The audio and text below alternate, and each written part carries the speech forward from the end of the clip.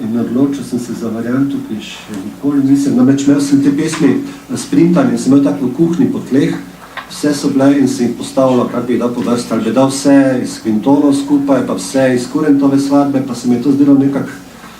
Potem sem poskušal nekako po obliki, pa po vsebini. Na koncu je bila tam ena pesem Črke čutne abecede, ki jo kasneje tudi Bojan Sedmak uglasbil.